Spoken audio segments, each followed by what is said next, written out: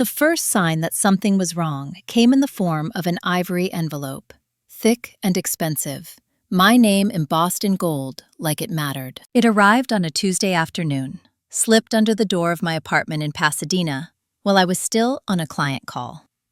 I didn't see it until hours later, when the sun had already dropped behind the buildings and the room was lit only by my desk lamp and the glow of my laptop. Madeline Ross, it read.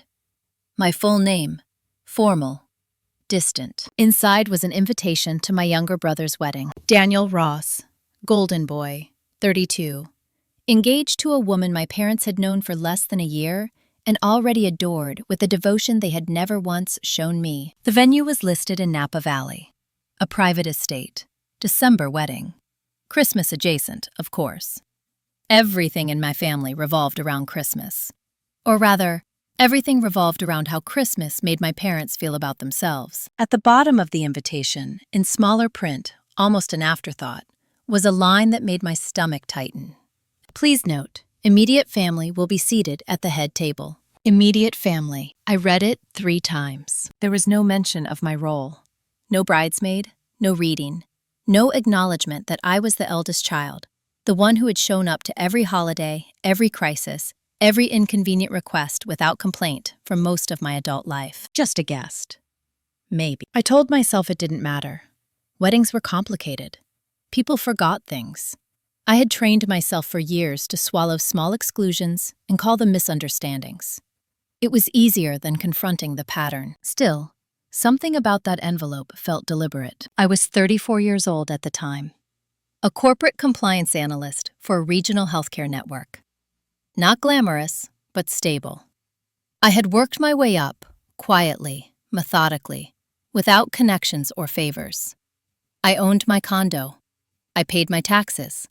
I didn't ask anyone for help. In my parents' eyes, that made me invisible. Daniel, on the other hand, had bounced between startups, failed ventures, and consulting ideas that never went anywhere. My parents called him entrepreneurial, visionary. He had potential. He just needed support. Support, I later learned, meant money. I RSVP'd yes. Of course I did. 2 days later, my mother called. Did you get the invitation? She asked, breathless, like she was worried I might have missed it. I did, I said. A pause. Then, good. We weren't sure if you'd be able to make it with your work. My work. The thing that paid my bills. The thing they never asked about unless they needed a favor. I'll be there, I said. Wonderful, she replied, already distracted. Oh, and Maddie, just so you know, we're keeping things very traditional. Daniel and Emily really want the focus on them. No speeches from siblings. I hadn't asked. That's fine, I said. Another pause. Shorter this time. Satisfied. After we hung up, I sat very still in my chair. There was a familiar pressure behind my eyes, the kind that came when I realized, again, that I was being managed rather than included. The next few weeks passed quickly. Work deadlines, end-of-year audits. I barely thought about the wedding until my father emailed me a list of logistical expectations. It included dress code guidelines, arrival times, a reminder to keep personal matters off the table during family events. At the very end, casually attached like a footnote, was a sentence that made my chest go cold. Please note that Daniel and Emily have decided to handle all family finances related to the wedding internally, so there will be no reimbursements for travel or lodging. Internally. I stared at the screen. I knew, without asking, that internally did not include me. 2 days later, I found out why. My aunt called, drunk on wine and loose-lipped honesty. They're using the trust, she said cheerfully, like it was obvious. Your grandmother would have loved this wedding. I felt my throat tighten. What trust? There was a silence on the other end. Long enough to matter. Oh, she said. You didn't know. My grandmother, Evelyn Ross, had died 3 years earlier. She had raised us every summer while my parents worked. She taught me how to balance a checkbook, how to read contracts, how to sit quietly and observe before making decisions. She used to tell me when I was young, you see things others miss. Don't let them convince you that's a flaw. After her death, my parents told me there was nothing to discuss. Everything had been handled. Simple estate, no drama.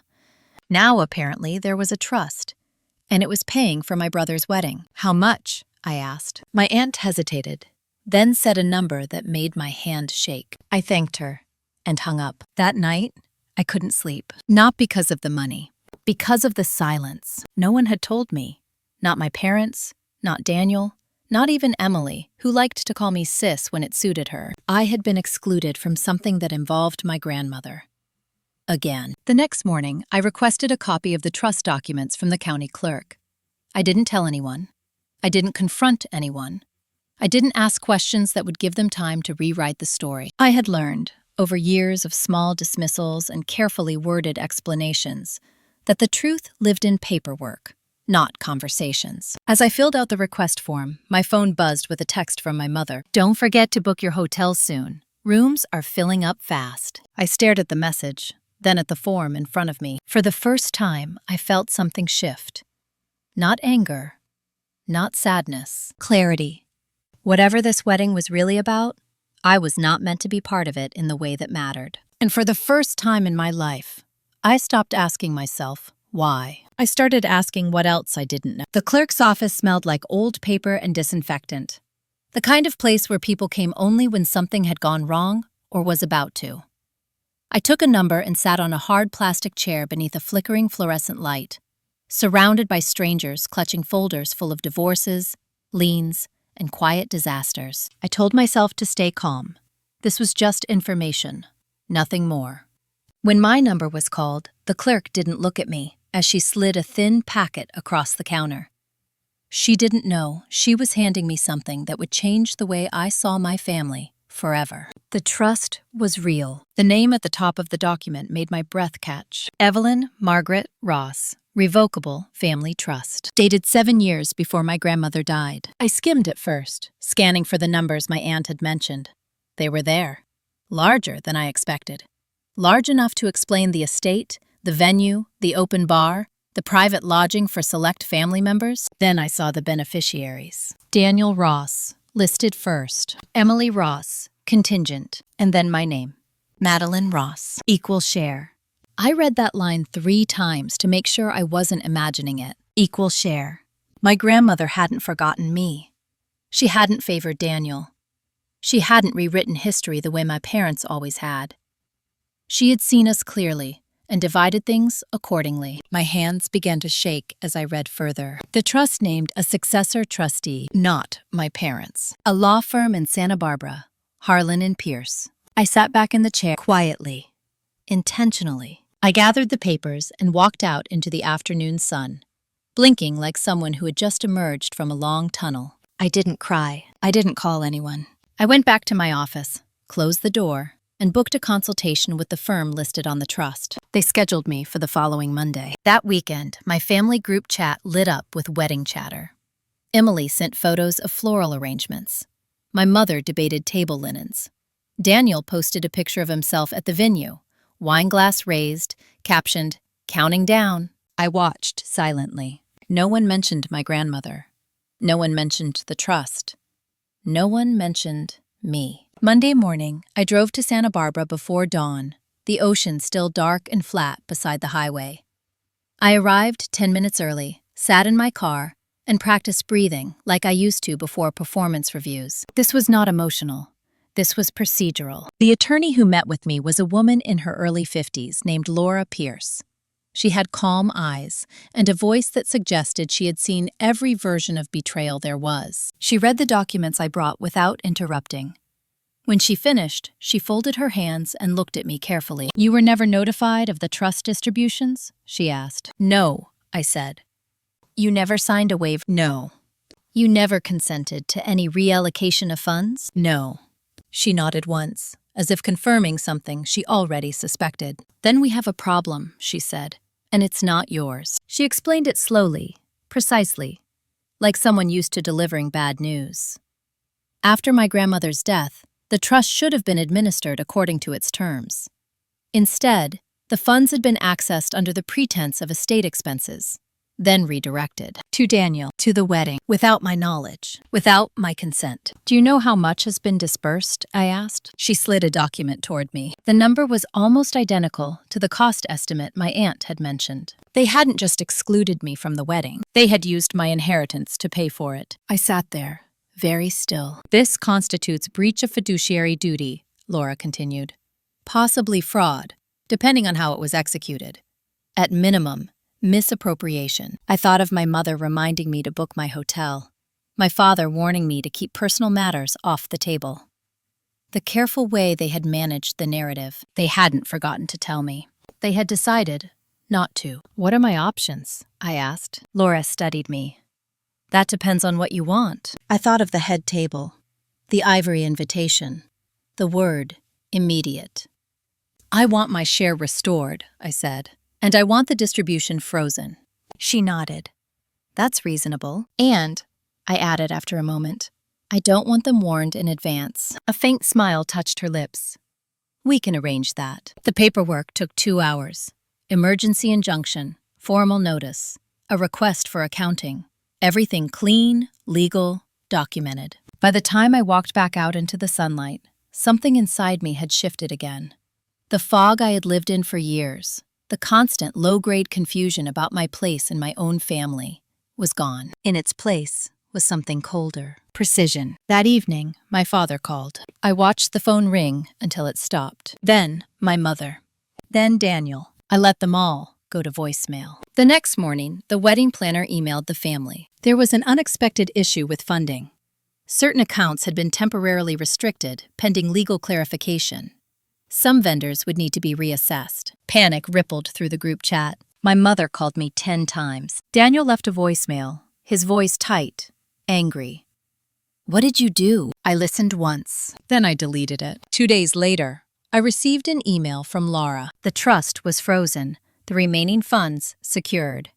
A formal demand letter had been sent. My parents had responded. They denied everything. They claimed confusion, miscommunication. They said they had assumed I wouldn't want to be involved. That was the lie they always used. I forwarded the email to my work address and went back to reviewing compliance reports, like nothing had happened. That night, I sat alone in my apartment, the wedding invitation still pinned to my fridge. The gold lettering caught the light. Immediate family. I realized, with a calm certainty that surprised me, that I was done trying to qualify for that label. Whatever happened next would not be a conversation. It would be a consequence. And the wedding was only 3 weeks away. The strangest part wasn't the anger. It was the sudden politeness. Within 24 hours of the trust being frozen, the tone of every message changed. The accusations disappeared. The panic didn't. It just put on a better outfit. My mother's texts went from frantic to measured. We should talk. There must be a misunderstanding. This is getting blown out of proportion. My father left one voicemail. Just one. He sounded tired, controlled, almost reasonable. Maddie, whatever this is, you're creating a lot of unnecessary stress for the family. Call us back so we can straighten it out quietly. Quietly. That word told me everything. They weren't afraid of being wrong. They were afraid of being seen. I didn't respond. Instead, I asked Laura for a full accounting of every transaction tied to the trust since my grandmother's death. She warned me it might take time. I told her I wasn't in a hurry. I had waited years without knowing it.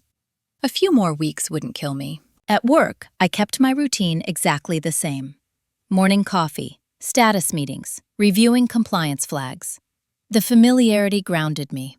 It reminded me that my life functioned just fine without their approval. On Thursday afternoon, Daniel showed up at my office, not the building, my actual floor. I saw him through the glass wall before he saw me, pacing near the reception desk. Jaw tight, hands shoved into the pockets of a suit he'd probably bought for the wedding. I didn't move. Eventually, he spotted me and walked over, ignoring my assistant's protests. "What the hell is going on?" he demanded, voice low but sharp. I didn't stand. I didn't offer him a chair. "You're in my workplace," I said calmly. "If you raise your voice, security will escort you out." His face flushed. He took a breath. Recalibrated. "You froze the trust," he said. "Emily's parents are calling every hour. Vendors are threatening to pull out. Do you have any idea what you're doing?" Yes, I said. I read the documents. That stopped him. You weren't supposed to. He cut himself off, then tried again. Mom and Dad handled everything. They said you didn't want to be involved. I looked at him for a long moment. Did you ever ask me? I said. He didn't answer. Did you ever think it was strange, I continued, that Grandma left money and I suddenly wasn't part of the conversation? He scoffed. This isn't about you. This is my wedding. I nodded once. Paid for with my inheritance. His eyes widened, just slightly. Enough. That's not, he started. It is, I said. And Laura Pierce will be happy to explain it to you. Through counsel. He leaned forward, lowering his voice. You're going to ruin this. You're going to humiliate us. There it was. Not guilt, not regret, image. I didn't create this situation, I said. I just stopped pretending it didn't exist. You always do this, he snapped. You make everything legal and cold instead of just talking. I smiled faintly. Talking never protected me. Security appeared at the doorway.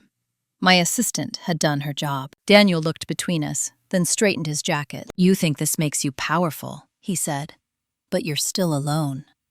He turned and walked out. I sat there for a long time after he left, staring at the empty chair across from me.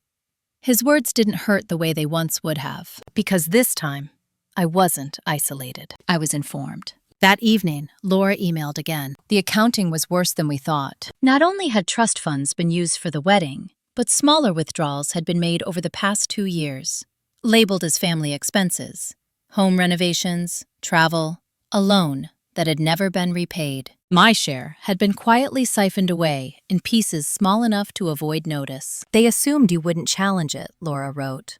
And frankly, based on their behavior, they've done this before. I thought of every Christmas gift that came with strings, every loan Daniel received, every time my parents told me I was independent, capable, didn't need help. They hadn't praised my strength, they had exploited it. The next day, I received a formal letter from my parents' attorney. It was long, defensive, carefully worded. They claimed they acted in the best interest of family harmony. They suggested mediation. They implied that legal action would damage relationships permanently. I forwarded it to Laura without comment. Her reply was short. They're scared. The wedding was now 2 weeks away. Emily's mother called me that Saturday. I didn't know her well. We had exchanged polite words at holidays. She sounded strained, embarrassed. We're all under a lot of pressure, she said. I'm sure this can be resolved without involving the courts. I'm already involving the courts, I replied evenly. A pause. You know, she said carefully, Daniel loves you. He's just under stress. I almost laughed. I don't doubt he loves what I provide, I said. That's not the same thing. She didn't respond. That night, my mother showed up at my apartment. I knew it was her before I opened the door. The knock was tentative, rehearsed. She stood there, clutching her purse like a shield, eyes darting past me into my living room. You didn't return my calls, she said. I didn't intend to. Her mouth tightened.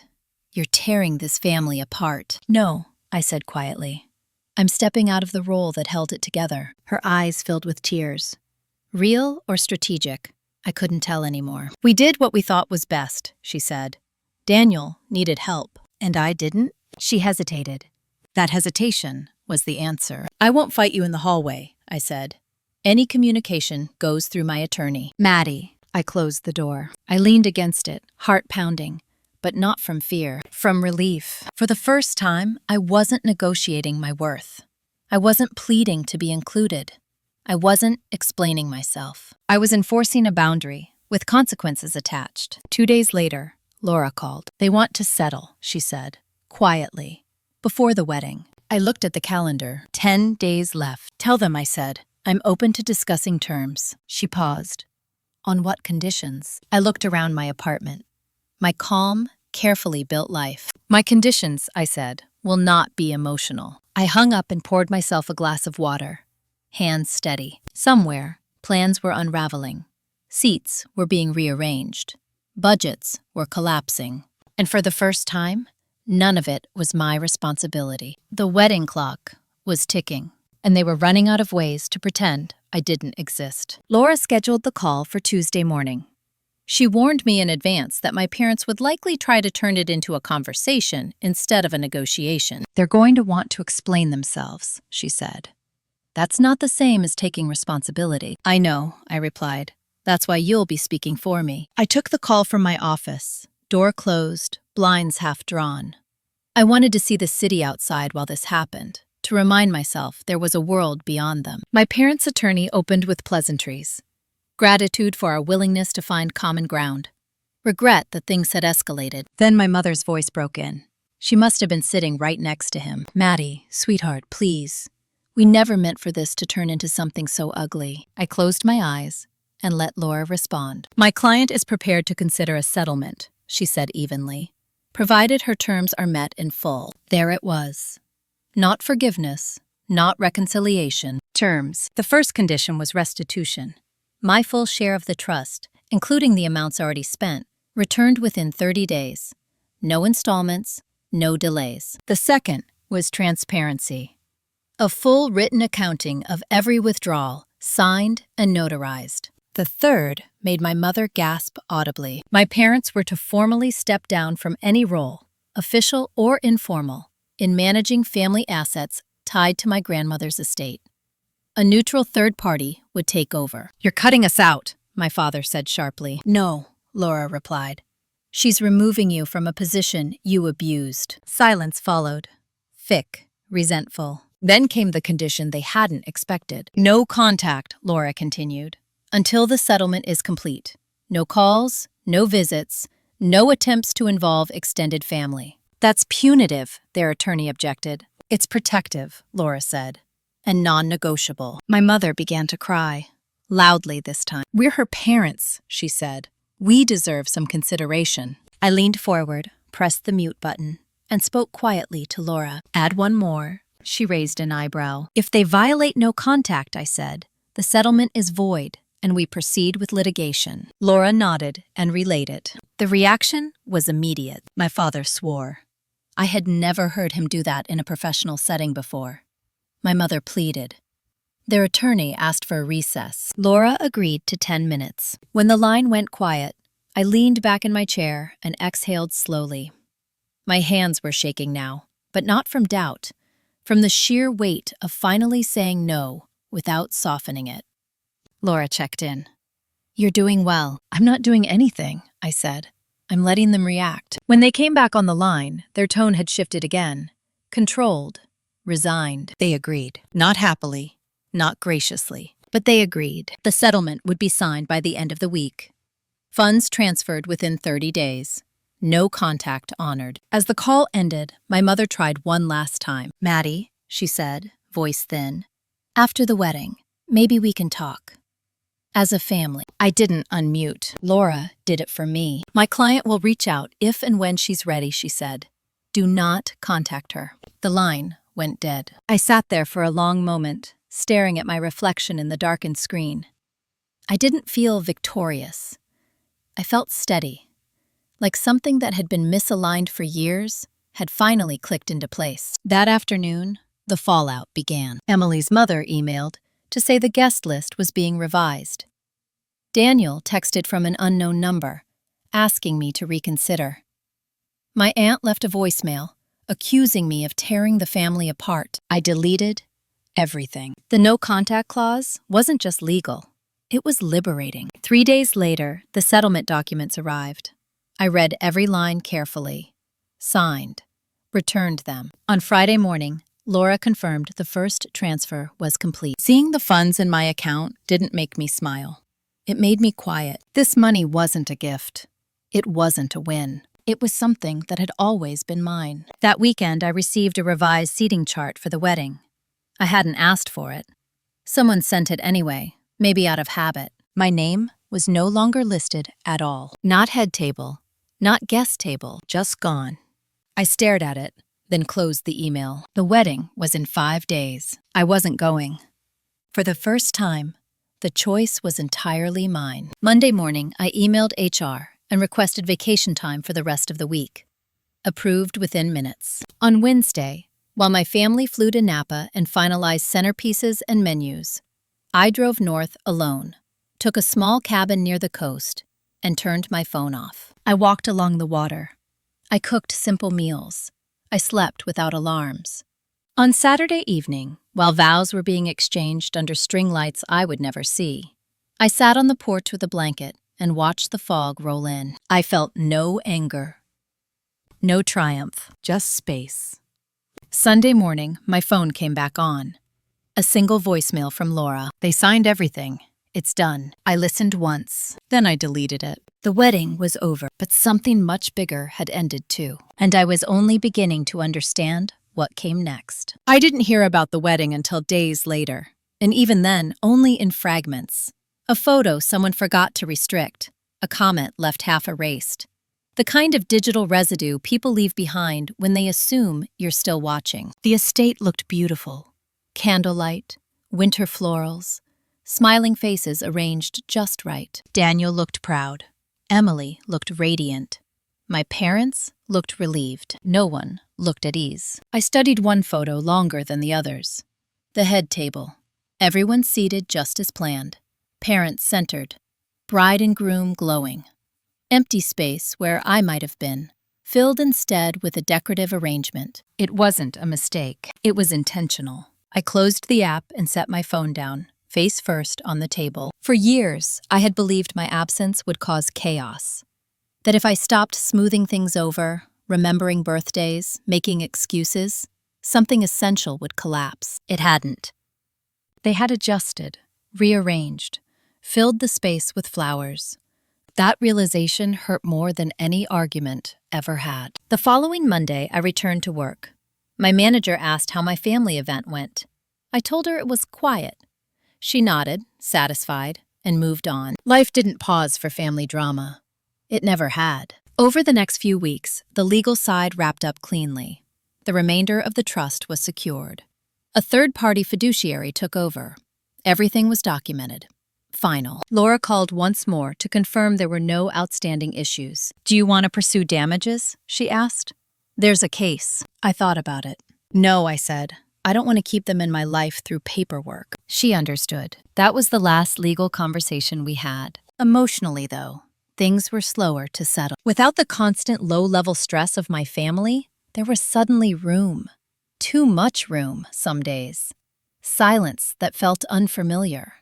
I had built my adult life around anticipating their needs, managing their expectations, absorbing their disappointments. Without that role, I felt oddly unanchored. I started noticing how often I checked my phone without meaning to, how my body still tensed when unknown numbers called, how I rehearsed explanations I would never give. This wasn't grief for them. It was grief for the version of myself who had believed she could earn her way into being valued. At Thanksgiving, I stayed home. I cooked a small meal, turkey breast, roasted vegetables, nothing elaborate.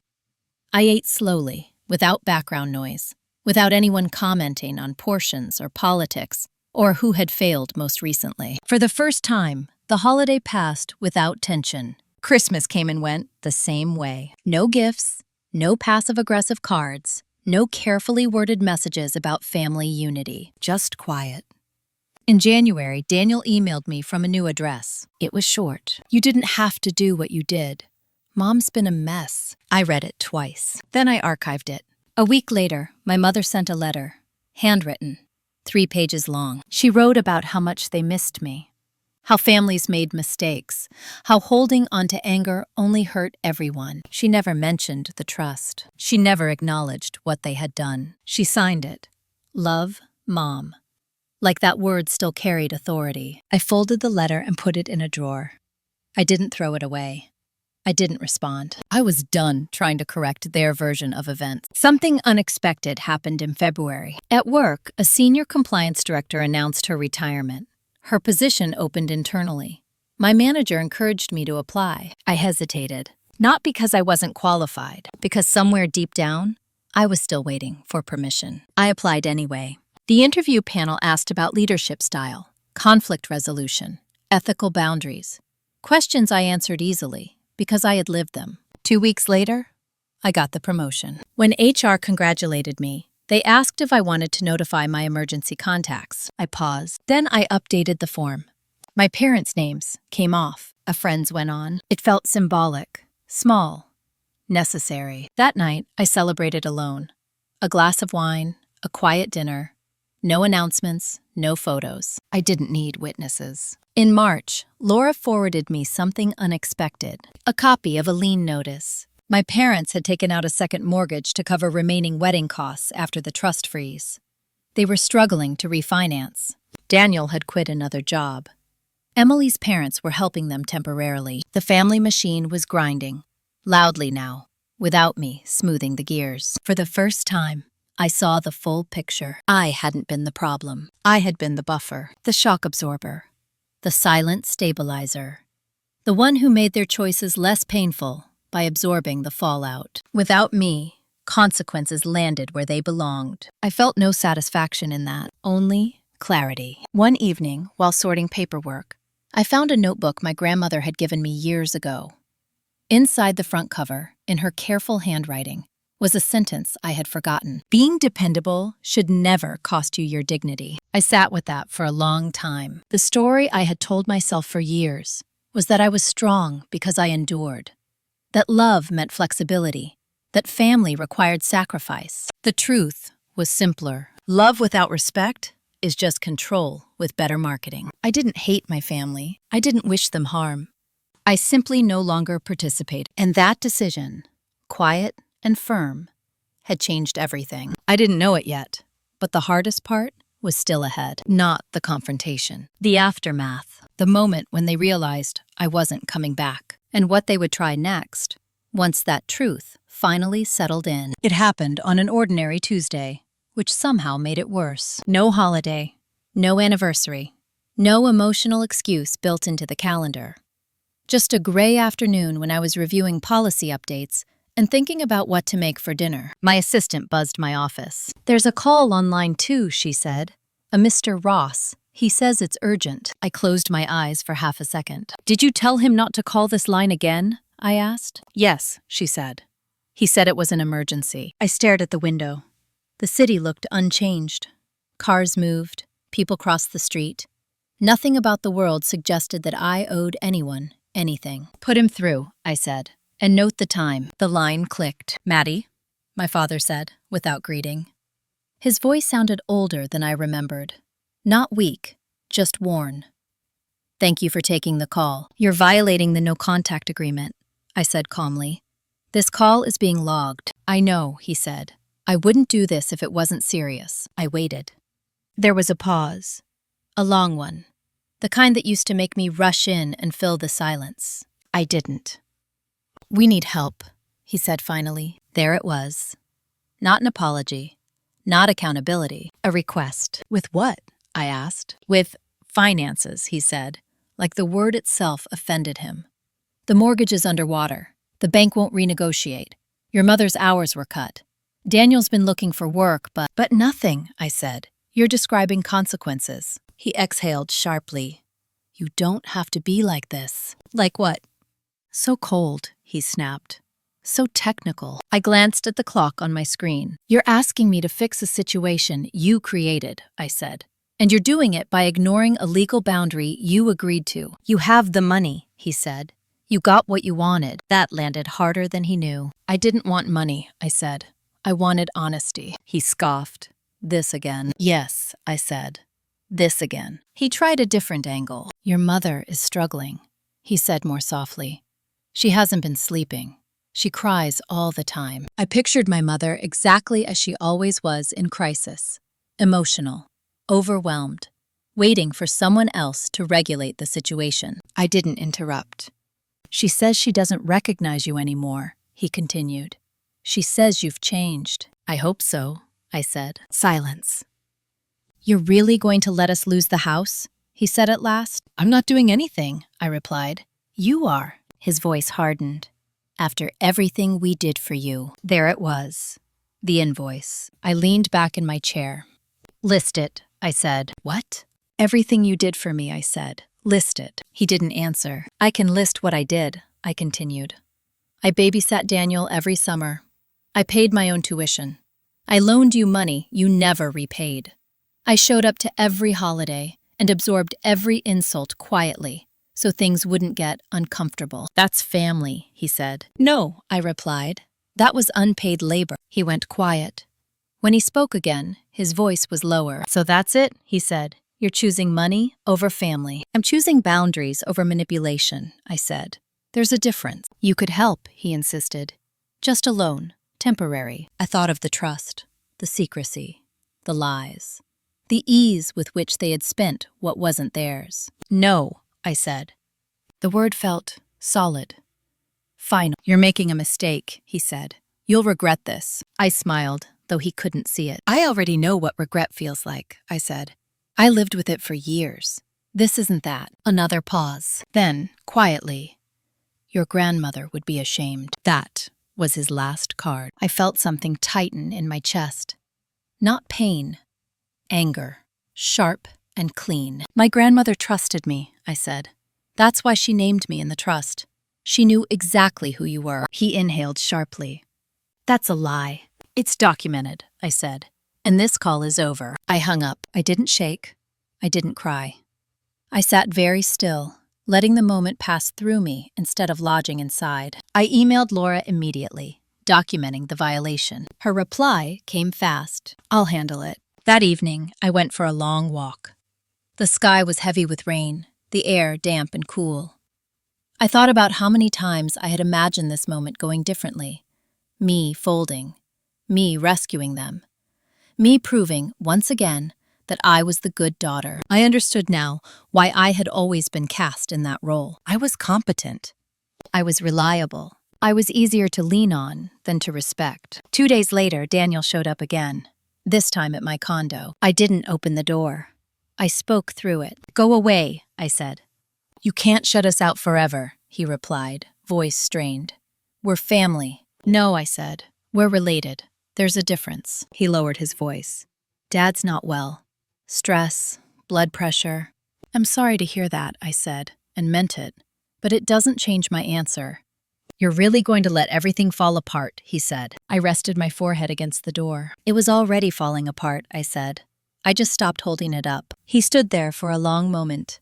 Then his footsteps retreated down the hall. I waited until the elevator doors closed before stepping away. That night, I slept deeply. For the first time, I didn't dream about arguments or explanations or imaginary reconciliations. I dreamed about nothing. And when I woke up, I realized something important. They had finally stopped pretending this was a misunderstanding. They knew now I wasn't coming back. And once that sank in, they would stop asking politely. They would escalate. The question was no longer whether they would try again. It was how far they were willing to go, and how ready I was to let them face the outcome of their own choices. The escalation didn't come loudly. It came disguised as concern. I found out on a Friday morning, buried between routine emails and calendar reminders. A notification from HR flagged a verification request that hadn't come through the usual channels. Someone had contacted my employer, asking for confirmation of my compensation, my job title, and my authority level. The request was signed with my father's name. I stared at the screen, feeling that familiar tightening in my chest. Not panic, recognition. They weren't asking for help anymore. They were trying to reassert control. I forwarded the message to Laura with a single line. "They're phishing." Her reply was immediate. "Do not respond. I'll handle it." Within the hour, she called. "They're attempting to establish leverage," she said. "Most likely to argue that you're obligated to provide support because of your income." "Can they do that?" I asked. "They can try," she replied. "It won't work. But it tells me something." "What?" "They're running out of options." That afternoon, my aunt called from a blocked number. I didn't answer, but she left a voicemail anyway, her voice sharp with indignation. "You've always thought you were better than us," she said. "Now you're hiding behind lawyers while your parents suffer.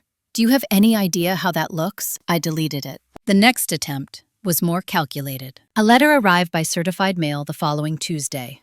Not from my parents, from a mediator. The tone was neutral, professional. It suggested a family reconciliation session to resolve ongoing conflict and avoid further harm. Attached was a list of discussion topics: financial expectations, shared responsibility, emotional repair. I laughed once, out loud, then folded the letter and set it aside. They were reframing. In their version of the story, I wasn't a wronged beneficiary enforcing a legal boundary. I was a difficult daughter withholding resources. This was the narrative they would use. I didn't respond. 2 days later, Daniel tried a different tactic. He emailed my manager. Not directly. CCD. "I'm concerned about my sister's well-being," he wrote. "She's been under a lot of stress and may be making decisions that could affect her judgment at work. I wanted to make sure someone was looking out for her." It was subtle, insidious. I forwarded the email to HR, to legal, and to Laura. By the end of the day, Daniel received a cease and desist letter. So did my parents. The no contact clause had teeth after all. That should have ended it. It didn't. On Saturday morning, I woke to messages from neighbors. There were cars outside my building. My parents' car. Daniel's. I looked out the window and felt something close to disbelief. They were standing by the entrance like this was a planned intervention. I didn't go down. I called the building manager instead. "They're not on the approved list," I said. "Please ask them to leave." 10 minutes later, my phone rang. My mother. I didn't answer. She left a voicemail anyway, her voice trembling with performative sorrow. "We're just trying to talk. You don't have to shut us out like criminals." I listened once, then saved it. Documentation mattered. By the time I went downstairs an hour later, they were gone. The lobby was quiet again, but something had shifted. They weren't respecting boundaries. They were testing how far they could push before consequences escalated. Laura agreed. "They're acting out," she said when I called, "which means we need to be proactive." She recommended filing a formal harassment notice and updating the settlement terms to include explicit penalties for continued interference. I agreed. Not because I was afraid, because I was done reacting. The paperwork was filed Monday morning. By Tuesday afternoon, my parents' attorney called Laura to protest. "She's being aggressive," he said, according to Laura. "Unreasonable." Laura had replied calmly, "She's being precise." That night, I sat alone at my kitchen table, paperwork spread out neatly in front of me. The trust documents, the settlement, the cease and desist letters. For the first time, I saw the full arc of what had happened. This wasn't about money. It never had been. It was about access. Access to my time, my resources, my emotional labor, my compliance. When I stopped providing those things freely, they panicked. Because without me, the system they'd built didn't function. The following week brought the final attempt. A lawsuit. Not against me. Against the trust. They claimed undue influence. That my grandmother had been manipulated. That I had somehow engineered the entire situation to exclude them. The audacity was almost impressive. Laura called me as soon as the filing hit the docket. "They're desperate," she said, "and they're going to lose." I closed my eyes, absorbing it. "Do we counter?" I asked. "Yes," she said. "And when we do, it becomes public record." I thought of the quiet life I'd been building. The promotion, the peace, the space. Public meant exposure, but it also meant finality. "Yes," I said. "We counter." The hearing was scheduled for early summer, 3 months away. 3 months of waiting. 3 months of knowing they were willing to burn everything down rather than accept that I had stepped out of reach. That night, I slept poorly for the first time in weeks. Not because I doubted myself, but because I finally understood the truth. They would rather destroy the legacy my grandmother built than admit they were wrong. And if that was the hill they chose, I would let the court decide who stood on solid ground. The war they had started quietly was now out in the open, and I was done protecting them from the consequences of that choice. The courthouse smelled like coffee and old carpet, the kind of place where time slowed and everyone pretended it was neutral. It wasn't. Nothing about this was neutral. I arrived early on the morning of the hearing, dressed simply. Navy blazer, no jewelry except my watch. I didn't want to look impressive. I wanted to look credible. Laura met me outside the courtroom, calm, prepared. She had that quiet confidence that came from knowing the facts were on our side. "They filed an ugly brief," she said. "A lot of emotion, very little evidence." That tracked. Across the hallway, my parents sat with their attorney. My mother clutched tissues. My father stared straight ahead, jaw tight. Daniel sat a few seats away, arms crossed, eyes flicking toward me and then away. No one spoke to me. That was new. When we were called in, the room filled slowly.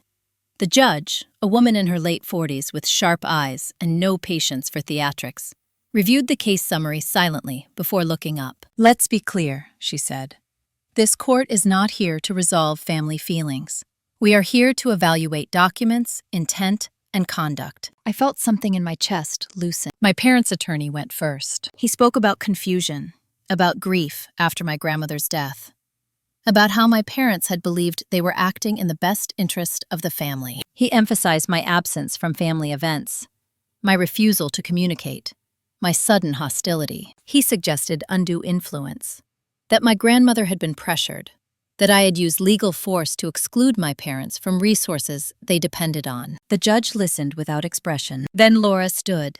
She didn't raise her voice. She didn't argue emotion. She laid out dates, transactions, signatures, emails. She showed how the trust had been accessed without my knowledge, how funds had been diverted, how explanations had changed once discovery began. She presented my grandmother's handwritten notes, her correspondence with the law firm, her explicit instructions. She was not confused, Laura said.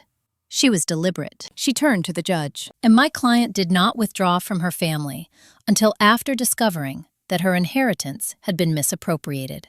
Her silence was not abandonment. It was self-protection. The judge nodded slowly. Then came the part I hadn't expected. My father took the stand. He spoke confidently at first, about family responsibility, about how he had managed finances for decades. Then the judge asked one question. "Why was your daughter not informed of the trust distributions?" He hesitated. "We assumed." "Assumptions are not consent," the judge said flatly, "especially when money is involved." My mother followed, tearful, emotional.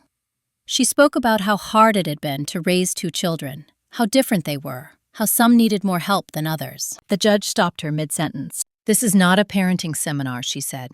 "This is a fiduciary matter." Daniel never testified. His attorney withdrew the request. That silence spoke volumes. After a short recess, the judge returned. Her ruling was precise. The trust was valid. The distributions had been improper. The lawsuit was dismissed. My parents were ordered to cover legal costs. She looked directly at them. "This court finds no evidence of undue influence," she said. "What it does find is a pattern of exclusion." I didn't look at them. I didn't need to. Outside the courtroom, reporters lingered. Someone had tipped them off. Family disputes over inheritance always drew attention. Laura shielded me with practiced ease. "No comment," she said firmly. As we walked away, my mother called my name. "Maddie," she said, voice breaking. I stopped, not because I owed her a response, because I wanted to choose this moment consciously. I turned.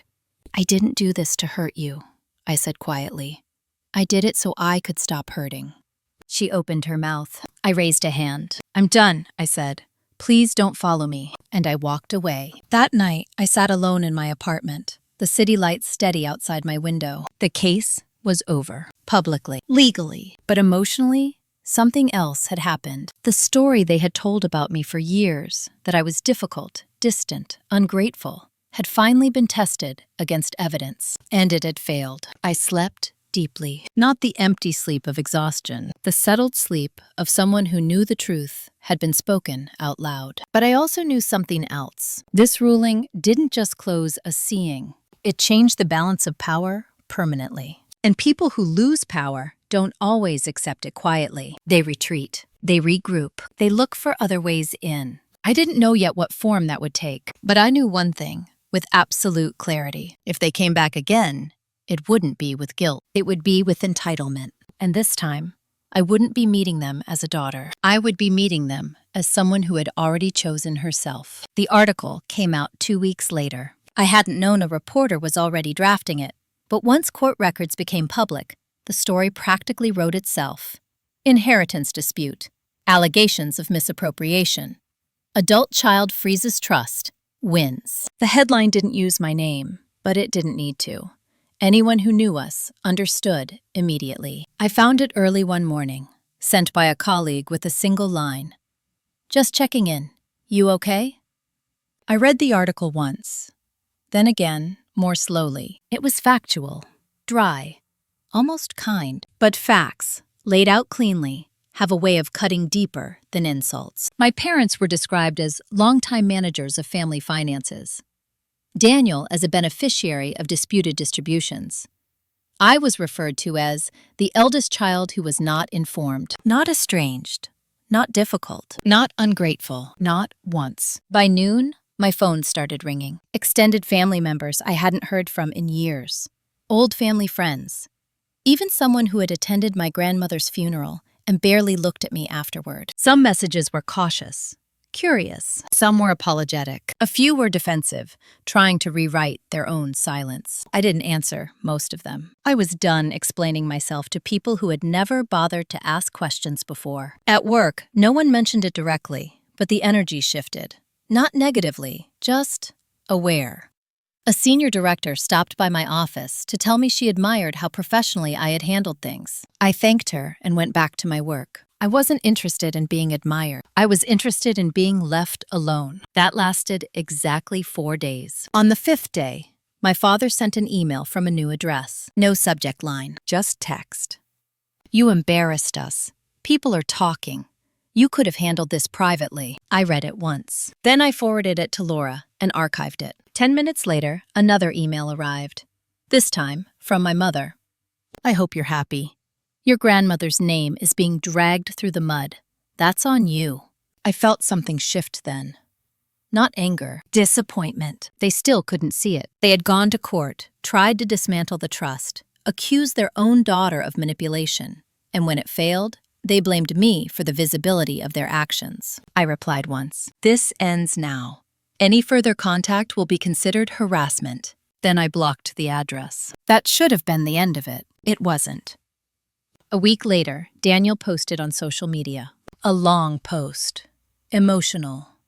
Vague. He didn't name me, but he didn't have to. He talked about loyalty, about family members who weaponized the legal system, about how success had changed people. The comments filled quickly, some supportive, some skeptical. A few asked uncomfortable questions. He deleted it within hours. Too late.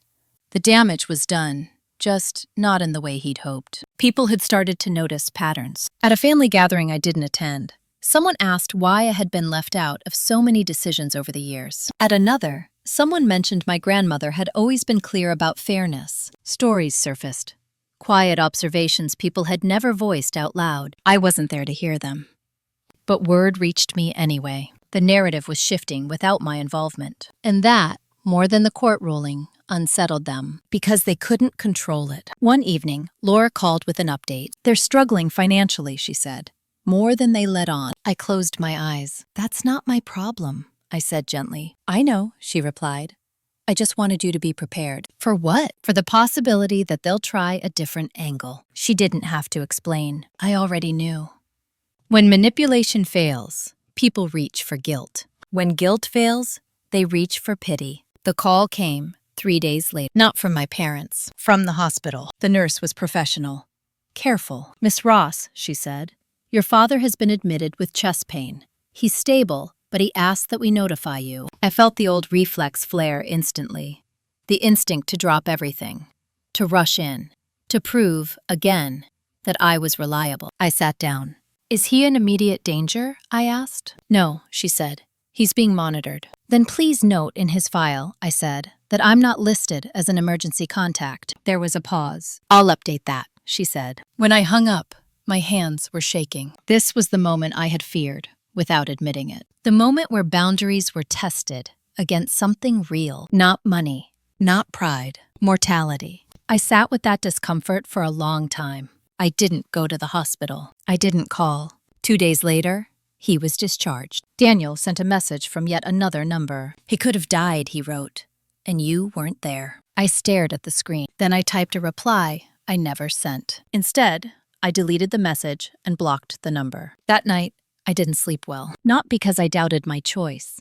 Because choosing yourself sometimes means sitting with the knowledge that people will use even their own pain as leverage. The next morning, I took a day off. I went for a long walk. I ate slowly. I reminded myself of the facts. I had not caused my father's health issues. I had not abandoned him. I had simply stopped being the emotional safety net that absorbed every crisis without acknowledgement. When I returned home, there was a package waiting at my door. No return address. Inside was a small wooden box. My grandmother's handwriting was on the lid. My chest tightened. I opened it carefully. Inside were photographs, old letters, a folded note. The note was short. Maddie, if you're reading this, it means you finally stopped trying to be invisible. I'm proud of you. I sat on the floor and cried then. Not loudly, not dramatically, just quietly, letting the grief and relief exist in the same space. My grandmother had known. She had seen the pattern long before I had, and she had left me more than money. She had left me permission. That night, I slept deeply. The storm wasn't over yet, but I knew something for certain.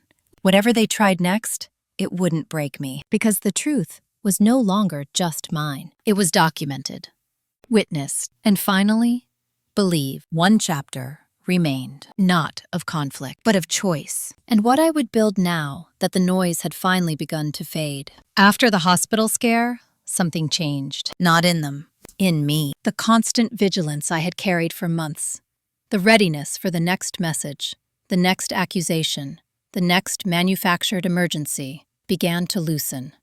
Not because I trusted they were done, but because I finally understood something fundamental. They no longer had access to anything I valued. Not my money, not my time, not my narrative, and certainly not my guilt. I didn't announce this realization. I didn't journal about it or mark it with some symbolic gesture. It simply settled into my body, the way certainty does when it's earned instead of hoped for. Life went on. At work, the new role demanded more of me. Strategic oversight, difficult decisions, conversations with executives who were used to being deferred to. I found to my surprise that I didn't shrink in those rooms. I had been trained for them. Years of navigating my family's unspoken rules, reading between lines, understanding power dynamics without being taught the language for them, had prepared me more than any leadership seminar ever could. When someone tried to corner me with vague expectations, I asked for clarity. When someone attempted to guilt me into extra responsibility, I asked about scope and compensation. When someone crossed a line, I named it. People adjusted. The ones who didn't revealed themselves quickly. Outside of work, my life grew quieter, then fuller. I reconnected with people I'd unintentionally sidelined over the years. Friends who had always known something was off, but had never pushed. We had dinners that stretched late into the night, conversations that didn't revolve around crisis or damage control. One evening, a friend asked gently, "Do you miss them?" I thought about it before answering. "I miss who I thought they were," I said. "Not who they actually are." She nodded, like that made perfect sense. In early summer, the Trust's new fiduciary reached out. There were administrative decisions to be made, long-term planning, options I had never allowed myself to consider before, because I was always bracing for something to go wrong. For the first time, I planned without factoring in how my choices might be received by my parents. I invested conservatively, thought long-term, stability over spectacle. It felt right. The last contact attempt came quietly. An email from my mother, sent to an address she must have found through an old contact list. No accusations this time, no drama, just a single paragraph. "I don't understand your choices, but I hope one day you'll forgive us." I read it once. Then I closed the laptop. Forgiveness wasn't the milestone they thought it was. Understanding wasn't required for peace. And reconciliation wasn't the prize at the end of growth. That summer, I visited my grandmother's old neighborhood. The house had been sold years ago, but the streets were the same. The park where she used to sit with her book, the bakery she loved. I walked slowly, letting memories surface without forcing them into conclusions. She had lived a full life. Not a perfect one, but an honest one. I wondered what she would think of me now. I already knew the answer. In August, I was asked to mentor a junior analyst, a woman in her late 20s, smart, quiet, apologetic in the way capable women often are. She reminded me of myself. One afternoon, she hesitated outside my office, then said, "Can I ask you something personal?" "You can ask," I replied.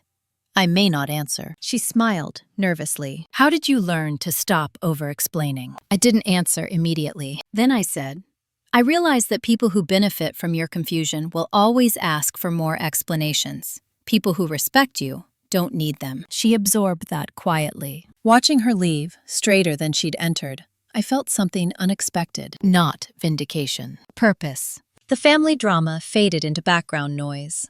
Not gone, just distant. Like a storm you once lived through, but no longer checked the weather for every morning. I knew they still talked about me. People like that always do. But the story no longer required my participation. On a Sunday afternoon in September, I sat on my balcony with a cup of tea, sunlight warming my face, and realized something that felt almost dangerous in its simplicity. I was happy. Not ecstatic. Not triumphant. Just content. The kind of happiness that doesn't announce itself. The kind that doesn't need witnesses. There was only one thing left to do. Not confront. Not reconcile. Not prove anything. Just decide, fully and finally, what role, if any, they would play in the rest of my life. And once that decision was made, everything else would fall into place. The end wasn't coming with a bang. It was coming with a choice, and I was ready to make it. The invitation arrived without warning, like so many things in my family always had. No call, no explanation. Just an envelope in my mailbox with my name written carefully, deliberately, in my mother's handwriting. Inside was a card, cream-colored, simple. Family dinner, Sunday. Just us. No location listed, no agenda, no apology. Just us.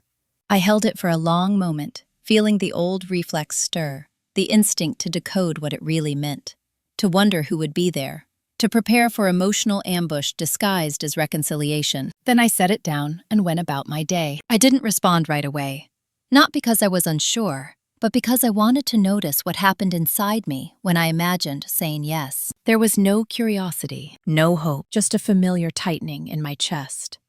A quiet warning my body had learned to issue long before my mind caught up. That night, I took the card out again and read it carefully. Family dinner, just us.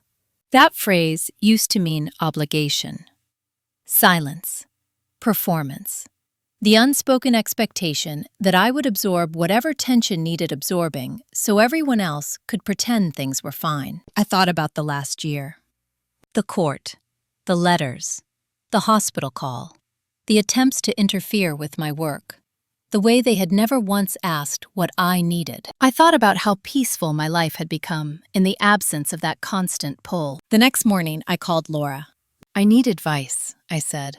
Not legal, personal. She laughed softly.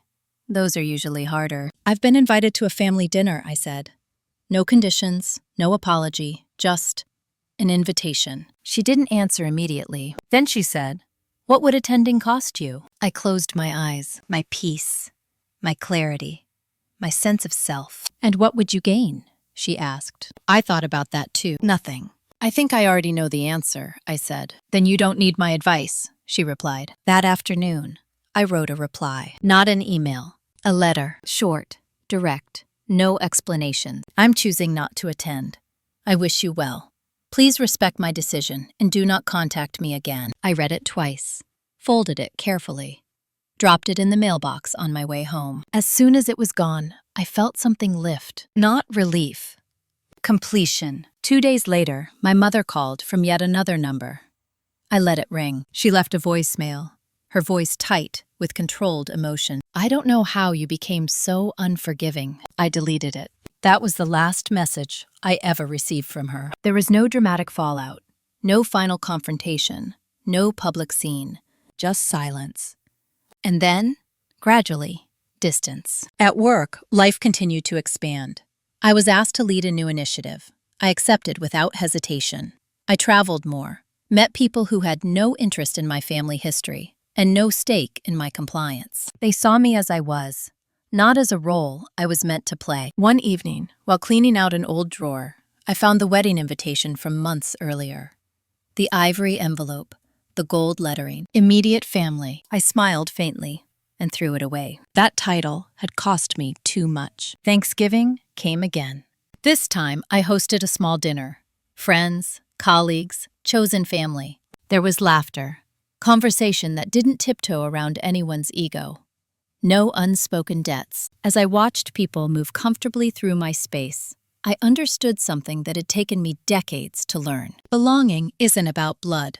It's about safety, about being able to exist without shrinking, about knowing that love doesn't require self-erasure. Later that night, as I washed dishes and listened to the quiet hum of the city, I thought about my parents, my brother, the life they were still living. I didn't feel anger.